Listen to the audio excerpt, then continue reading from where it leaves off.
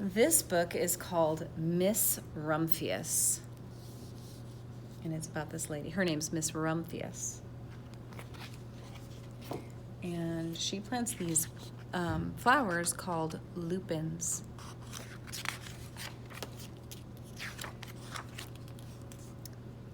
The lupin lady lives in a small house overlooking the sea. In between the rocks around her house grow blue and purple and rose-colored flowers. The lupin lady is a lady and old. She's a little old, but she has not always been that way, I know. She's my great aunt, and she told me so. Once upon a time, she was a little girl named Alice who lived in a city by the sea. From the front stoop, she could see the sharves and the bristles, masts of tall ships. Many years ago, her grandfather had come to America on a large sailing ship. Now he worked in a shop at the bottom of the house, making figureheads for the prows of ships and carving Indians out of wood to put in front of cigar stores, for Alice's grandfather was an artist. He painted pictures, too, of sailing ships and places across the sea. When he was very busy, Alice helped him put in the skies. So she got to make the little clouds. See that?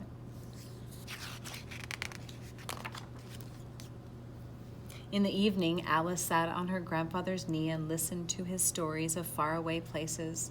When he had finished, Alice would say, "When I grow up, I too will go to faraway places, and when I grow old, I too will live beside the sea."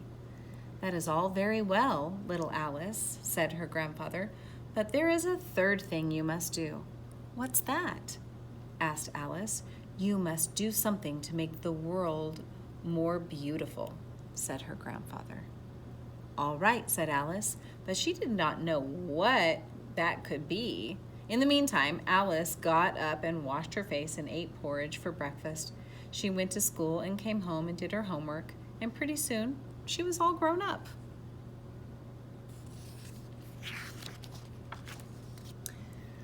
Then my great Aunt Alice set out to do the three things she had told her grandfather she was going to do. She left home and went to live in another city far from the sea and the salt air. There she worked in a library, dusting books and keeping them from getting mixed up, and helping people find the ones they wanted.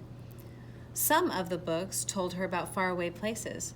People called her Miss Rumphius now. So she's a librarian. She helps people find books they want. Sometimes she went to the conservatory in the middle of the park. When she stepped inside on a wintry day, the warm, moist air wrapped itself around her, and the sweet smell of jasmine filled her nose. "This is almost like a tropical isle," said Miss Rumphius, "but not quite." The conservatory is a place where they grow plants. So Miss Rumphius went to a real tropical island where people kept cockatoos and monkeys as pets. She walked on long beaches, picking up beautiful shells. One day, she met a Papa Raja, king of a fishing village. "You must be tired," he said.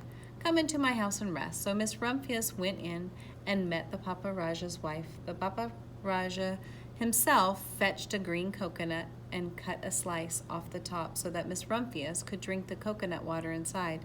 Before she left, the Papa Raja gave her a beautiful mother-of-pearl shell on which she had painted a bird of paradise and the words, "You will always remain in my heart. You will always remain in mine too," said Miss Rumphius.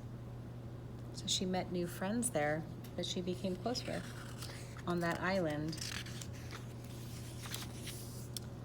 My great aunt, Miss Alice Rumphius, climbed tall mountains where the snow never melted. She went through jungles and across deserts. She saw lions playing and kangaroos jumping, and everywhere she made friends she would never forget. Finally, she came to the land of the lotus eater, and there, getting off a camel, she hurt her back. "What a foolish thing to do," said Miss Rumphius. "Well, I have certainly been to faraway places. Maybe it is time to find my place by the sea." And it was. And she did. Look at that beautiful house by the sea. From the porch of her new house, Miss Rumphius watched the sun come up. She watched it cross the heavens and sparkle on the water, and she saw it set in glory in the evening. She started a little garden among the rocks and surrounded her house, and she planted a few flower seeds in the stony ground. Miss Rumphius was almost perfectly happy. But there is still one more thing I have to do, she said. I have to do something to make the world more beautiful. But what? The world already is pretty nice, she thought, looking out over the ocean. It is very beautiful already. What is she going to do to make it more beautiful? The next spring, Miss Rumphius was not very well. Her back was bothering her again, and she had to stay in bed most of the time. The flowers she had planted the summer before had come up and bloomed in spite of the stony ground. She could see them from her bedroom window, blue and purple and rose-colored. Lupins, said Miss Rumphius with satisfaction. I have always loved lupins the best. I wish I could plant more seeds this summer so that I could have still more flowers next year. But she was not able to. Lupins are a type of flower. After a hard winter spring came, Miss Rumphius was feeling much better. Now she could take walks again. One afternoon, she started to go up and over the hill where she had not been in a long time. I don't believe my eyes, she cried when she got to the top. For there, on the other side of the hill, was a large patch of blue and purple and rose-colored lupins. It was the wind, she said as she knelt in delight. It was the wind that brought the seeds from my garden here, and the birds must have helped. Then Miss Rumphius had a wonderful idea. So there's a little patch of lupins that just started growing because she had planted the other ones, and the seeds just kind of fell over here too. She hurried home and got out her seed catalogs. She sent off to the very best seed house for 5 bushels of lupin seeds. All that summer, Miss Rumphius, her pockets full of seeds, wandered over fields and headlands sowing lupins. That means she's just taking the seeds and putting them all over the place. She scattered seeds along the highway and down the country lanes. She flung handfuls of them around the schoolhouse and back of the church. She tossed them into hollows and along stone walls. Her back didn't hurt her anymore at all. Now some people called her that crazy old lady. She keeps throwing seeds all over the place. Lupin seeds. The next spring, there were lupins everywhere. Fields and hillsides were covered with blue and purple and rose-colored flowers. The blooms along the highways and down the lanes, bright patches lay around the schoolhouse and back of the church. Down to the hollows and along the stone walls grew the beautiful flowers. Miss Rumphius had done the third most difficult thing of all. She made the world a more beautiful place by, look at all these flowers that grew just because of her putting the seeds out there.